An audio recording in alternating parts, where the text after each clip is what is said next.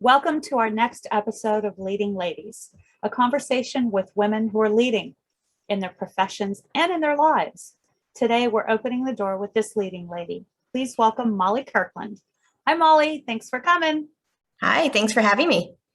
Molly Kirkland is the Director of Public Affairs for the Southern California Rental Housing Association.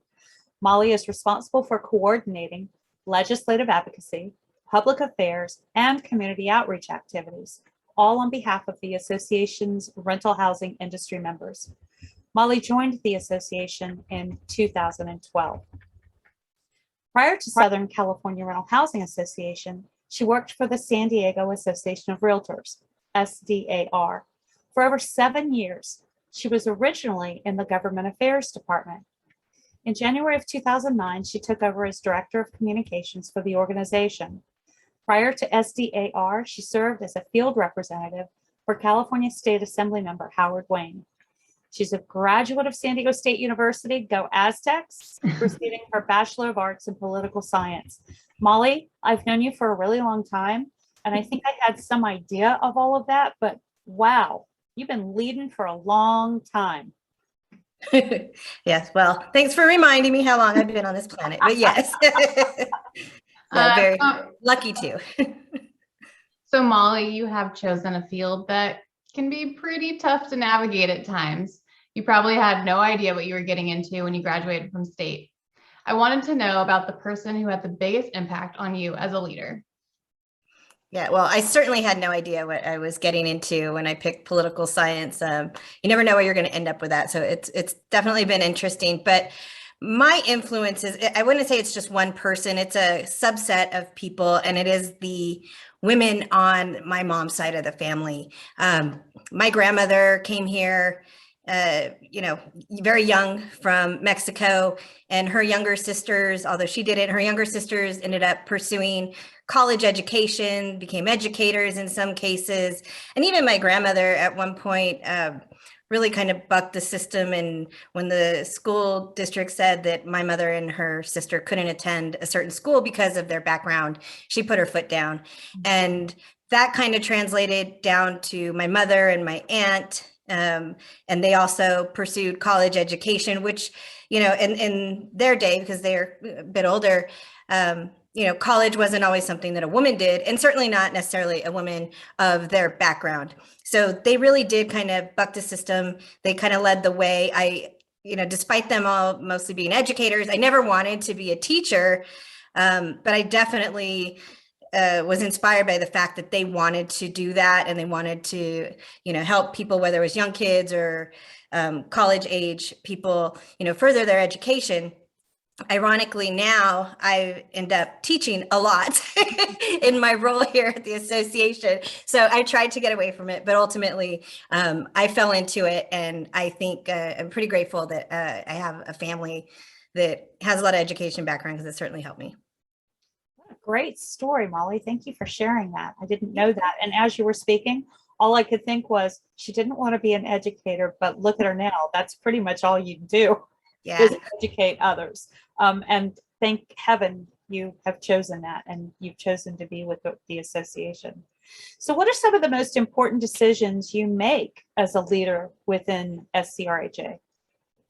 I would say the most important decisions I make aren't maybe the actual decisions themselves, but it's how we go into the decision-making process, or how I approach, stakeholder group meetings or one-on-one meetings, whatever the case may be.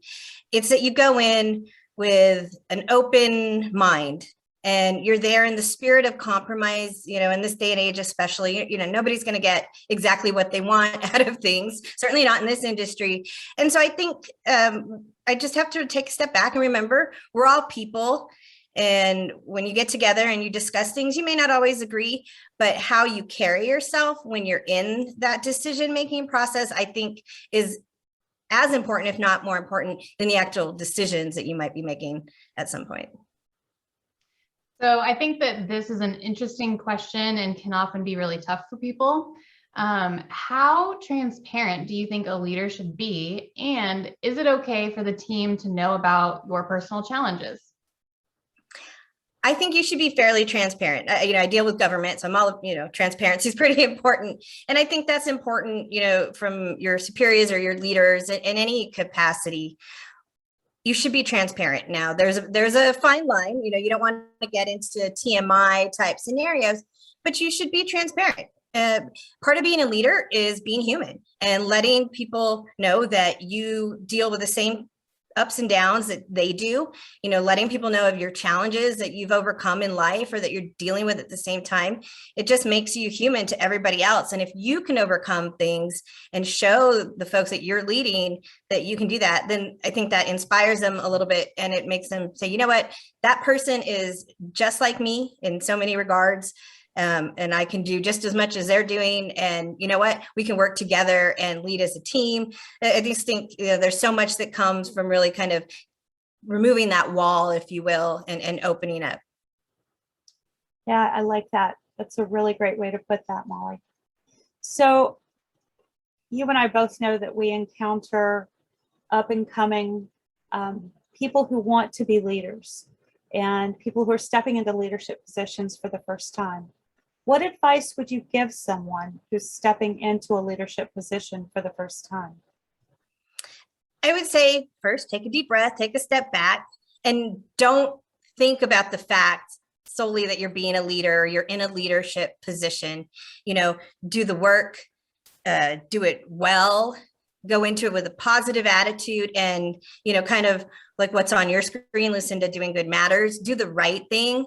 And I think all of the leadership and an inspiration to those, under you or who you're maybe mentoring will just come naturally along with it. The focusing on leadership and trying to bring people there, and you don't want to force it. It is a kind of organic thing. So lead by example, and then others will see that, you can lead without having to say every time you turn around, I'm leading. It's a natural thing, and good leaders just do what they do and people follow.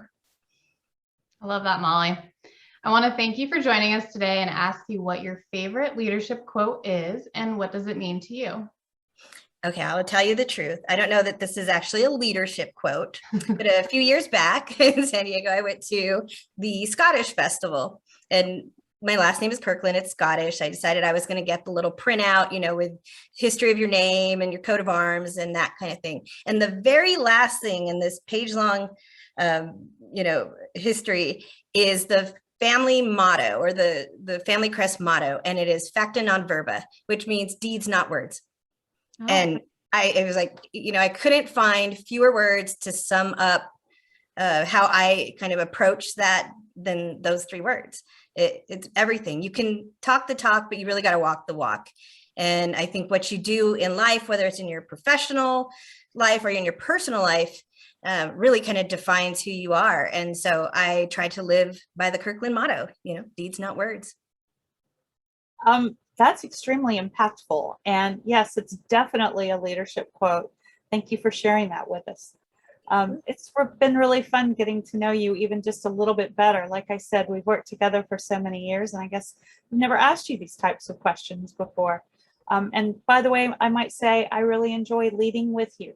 So the feeling is mutual with both you ladies, and known you for years, and it's a pleasure and an honor, and I'm very grateful to have other leading ladies surrounding me all the time. So that's it for today, ladies and gentlemen. We will be back soon with another episode of Leading Ladies. Catch you later. Thanks, Molly. Thank you.